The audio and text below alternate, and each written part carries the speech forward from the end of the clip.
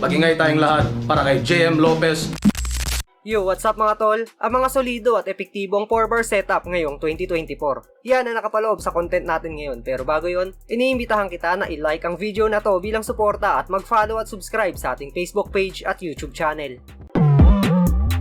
Siguro karamihan naman sa atin ay alam na kung ano ba yung 4-bar setup. Ito yung apat na linya na binuo at nagresulta ito ng isang solido na bara. Kumbaga, magkakakonekta yung apat na linya para mas maging mainam o mas malakas yung impact ng punchline. At ngayon nga ay gumawa ako ng video kung saan ay mapapanood natin ang mga pangmalakasang 4-bar setup ngayong 2024. At ang una sa ating listahan, ang tapatang GL kontra EJ Power sa semifinals ng Isa Buhay. Sobrang naging dikdikan yung laban nila, pukpukan ng magkaibang estilo. At sa battle na to ay pareho silang may pinakawalan na pang DE ng 4-bar setup. Kasi bumaba pa galing Denver, kaso ako ang hukay.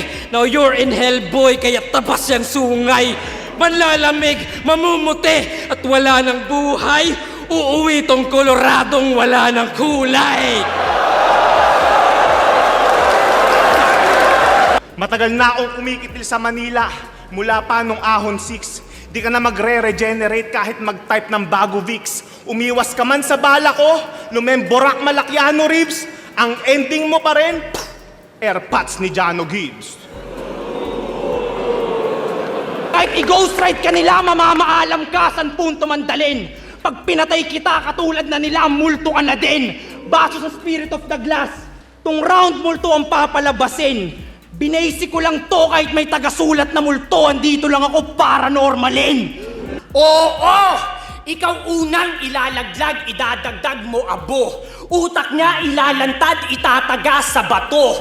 Harapang ibabagsak at ngangarat pa sa'yo. Pagtungtong ko sa baitang o sa baitang ina mo. Sa naging laban ni Sinyo at Shernan ay naungkat yung kumparahan sa number 1 at number 2 most viewed battle MC. At yung apat na linyang ibinitaw ni Sinyo ay walang pwedeng makapagsabi nun kay Shernan kundi siya lang. Dahil si Sinyo lang naman ang nakaupo sa trono bilang most viewed battle rapper sa buong mundo. Numbers don't lie.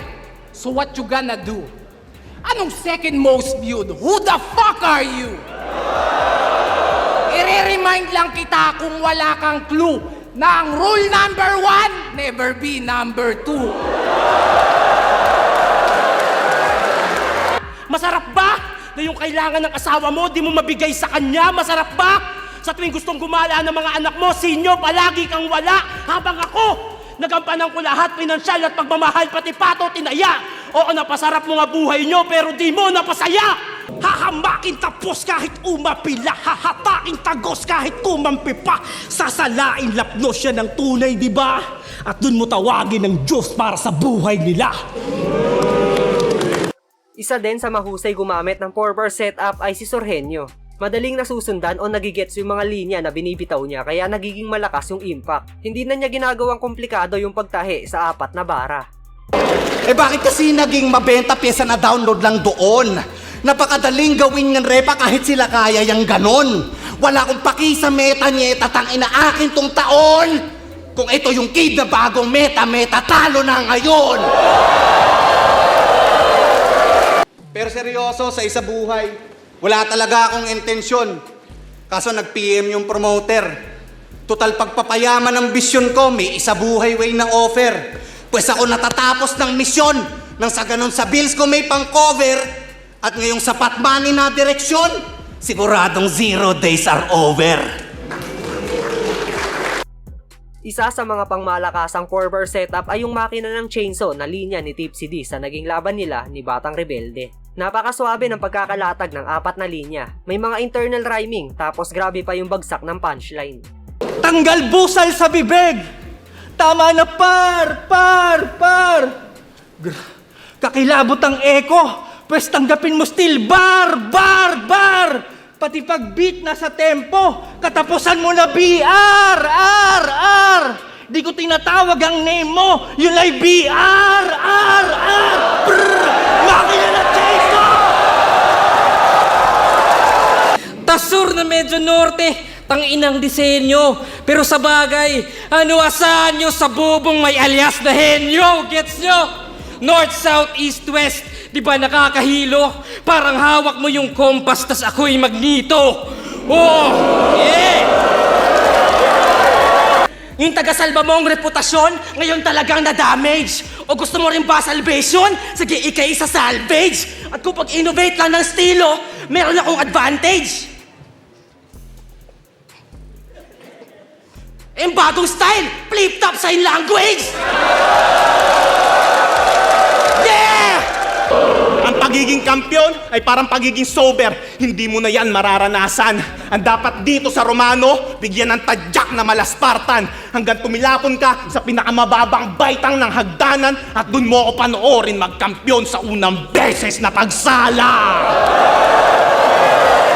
Kasi yung estilo ko na making ang daming nag-iyakan tropa. Nung si GL talo sa akin at hindi daw nakaporma. Puro Mac na lang ng Mac pero durog yung may diploma. Mas lumutang aking rounds na parang floater ni Cardona. Madalas na ianggulo kay Poison 13 ay yung sardinas at depresyon na linya. Pero sa naging laban niya kontra kay EJ Power ay nagawa niyang burahin o basagin yung mga anggulo na yun. At ang malupit pa dito ay nakapaloob yun sa 4-bar setup. Kumbaga wala nang mahabang paliwanag, nakasiksik na sa 4 na linya yung sagot niya. Di na sardinas ulam ko. Umaasenso na talaga. Maayos na buhay kasama ang pamilya, may negosyo at iba pa. Ang importante, hindi na ako depressed at yon ang mahalaga. Tingnan natin kung kaya niyong talunin yung Poison na masaya. Welcome to Mortal Kombat. Choose your destiny. Wrestling capoeira, moves ko, Eddie G, Y2J sa mic, Stone Cold Energy, sumulat ka sa rock, Tombstone, rest in peace. Estilo mo lang titirahin, wala nang iba. Di kita kailangan personalin para madali kita. Kahit mag-selfie bars lang, pamatay yan. Fatality pa. Hanggang personals ka lang. Ako personality na. Kung napansin niyo yung lineup, puro bago na pangalan. Ibang henerasyon na to ng gubat. Nandiyan pa rin sa kaitaasan. Pinag-igiyan kada laban hanggang di ko na malaya na sumasabay na ako sa mga di ko kasabayan. Sa 1 minutes event ng Flip Top ay may ginawang sorpresa si Boss Enigma dahil may mga veterano na sumalang sa event ng mga rookie. At dito ay nagpamalas sila ng husay para mas lalo pang mainspira ang mga bagong MC sa liga. Muli kang binuhay upang muling maranasang masapak na madugo. Mga mata daw ang window ng Soul Quest, basag ang bungo. Abangan ng ghost sa paglabas sa saluking buo. Spirit of the Glass, isa shot kong puno. Finish him! 1 minute, mukhang wala nang ibang option. At di ka na masasalba ng kung anong pang vitality na potion. Pag ako nagmura, umaapoy at tuloy-tuloy na score yun! Kaya, putang ina ka! Vitality ni Scorpion! Pero malamang ihirit yan. Nakusapang pangalan ni Katloko na to. Ulul, hindi to alter ego, bagong identity. Pero pwedeng 3 ulo sa isang katawan. King Ghidorah, higating kayo ang intensity. Mula sa spade, umantalas, naging multo. Spiritual entity. Ako yung Father, ako yung Son, at yung Holy Ghost, bitch! Ito yung Holy Trinity. Naging makulay yung isabuhay run ni Islakwan ngayong taon. Ipinakita niya na hindi lang siya basta isang komedyanting MC. Sa buong torneo ay underdog ang tingin sa kanya ng karamihan, pero nagawa niyang burahin ang lahat ng yon nang magpakita siya ng husay at magawang talunin yung mga MC na nakaharang sa kanya sa tournament. Bigyan niyo ako ng magandang rason. Bakit ko ito kakatakutan? Kung ang pagkakasit ng battle na ito ay sniper na nakabang inaantay ka na lang lumutang. Kaya maligayang pagdating rap sa lupain na aking nasasakupan. Kung pinadala ito ng baras para bumoses, ako yung baras sa lalamunan. At bago matapos to, at ang mga nakikinig mag-ingay, magaling ka naman, kaso nadala sa maling palagay. Mahusay bukod tangi sa mga naging kasabay, ang pagkakamali niya lang ay lumaban sa taong anumang sining ay kayang gawing pamatay.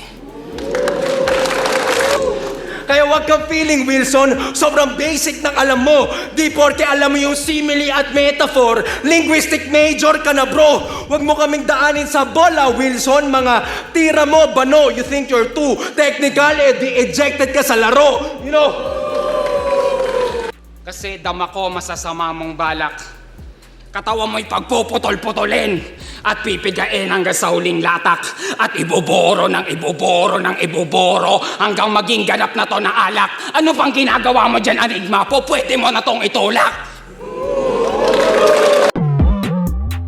At ayan nga ang mga epektibo at solidong 4-bar setup ngayong 2024. Marami pang paparating na battles ngayong taon, kaya abangan nyo yung part 2 ng topic na to. At yun, hanggang dito na lang yung video natin mga tol. Salamat palagi sa walang sawang pagsuporta. At bago tayo matapos, may mga napili na pala kami na bibigyan natin ng Pubo t-shirts. Mula yan sa mga solid na nakasuporta sa ating channel. Abangan lang yung announcement sa mga susunod na upload.